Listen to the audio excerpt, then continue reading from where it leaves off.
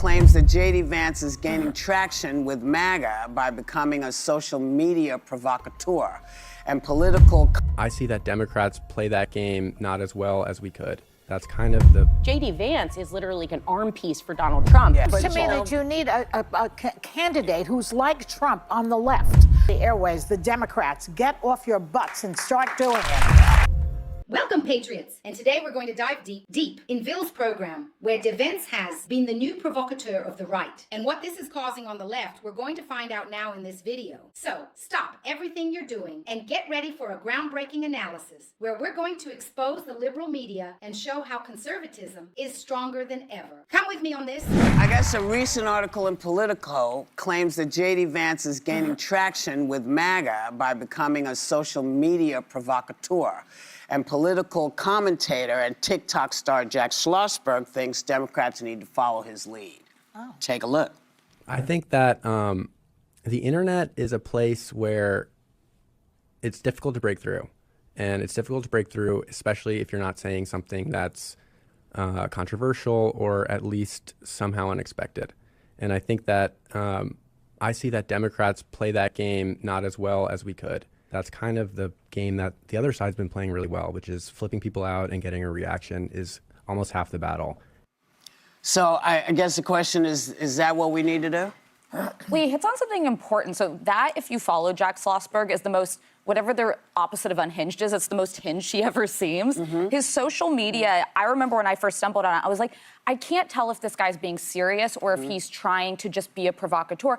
And it's the latter, but with an intention, because then he talks about causes and you can't look away. And he had a pretty prime speaking slot at the DNC, but I guarantee he has more viewers, fans, followers from TikTok and Instagram where he says some more provocative things. Like, that's how you're reaching especially younger people, not just the more traditional, like putting out a press release or speaking at an event. What we see here is a clear attempt, right? Underestimating JD Vance as a provocateur on social media. He not only talks, but he also acts. And this is really scaring the left. Shall we expose the hypocrisy in this? Look at how Jack is trying to follow in JD Vance's footsteps. But does he really understand what the people want? Shall we uncover the truth now? Isn't it interesting how that Kennedy charisma follows them? Yeah. Except Each for RFK. generation. Yeah. Well, yeah, but he's Robert Kennedy. This is JFK. Oh, yes. Had the charisma. That's true, yeah. Robert didn't have it the same way. Oh, okay. No. Am I right? As John Kennedy. John Kennedy. Well, because he was Jr. a whole The other hair, the way he thing. talked. It was an anomaly because he was the youngest president, and for our time, he was our guy, you know, and there will always be that. And yeah, you know, if being a provocateur gets to people, I'm sure that's a great way to be, but a lot of people don't want to have to do that in order to get the attention. I think most people would rather say, here, this is what's going on, what can we do about it?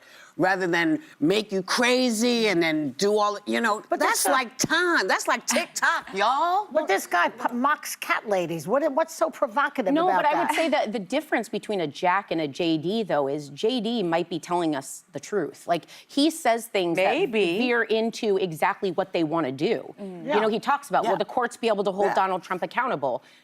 That's not even veering into that sensational. It's like, you're probably telling us exactly what's going to happen. But Jack will say things like that we talked about here on the show, his who's hotter than his grandma or whatever. Like, and you're kind of laughing, and then he drops some nuggets of truth. JD Vance is literally like an arm piece for Donald Trump. And Donald Trump is not only provocative, he goes ahead and legislates. While Jack tries to imitate JD Vance's strategy, he fails to provide the substance that the American people are really looking for. But don't be fooled, Patriot, because this is part of a bigger plan to divert your attention. Now, get ready for a sharp analysis of an authentic leader who speaks the language of the people. And this really you can't miss.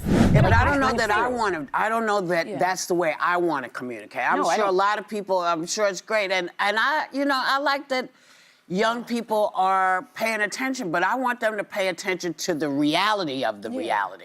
So I don't know how to fool around with it. You know what I mean? I don't have the provocateur. There's so many different places to be provocative now that you have to really... But that's the thing. You know, for me at least, if you think about the numbers, let's say people that are on X, before Elon Musk made it a pure dumpster fire. It was already a dumpster fire. He just bought it. He made it much worse. But there were, only 20% of Americans were on Twitter, and 80% of those 20% were the loudest. So it's sort of an echo chamber the way it is now. But the other thing I'll say is, since Elon took over, X lost about 2.7 million active users in this country, and Blue Sky gained nearly 2.5 million. And in November, Blue Sky added nearly 9 million. So there are a lot of places to go where you don't have to be this provocative. And that's exactly why we need to stay vigilant and consistently aware. And the America we know absolutely depends on people like JD Vance to truly fight against this narrative. Authenticity is indeed the key to winning hearts and minds. Understand why JD Vance is genuinely the extension of Trump in American politics and American society. And what does this mean for the future? Shall we check it out?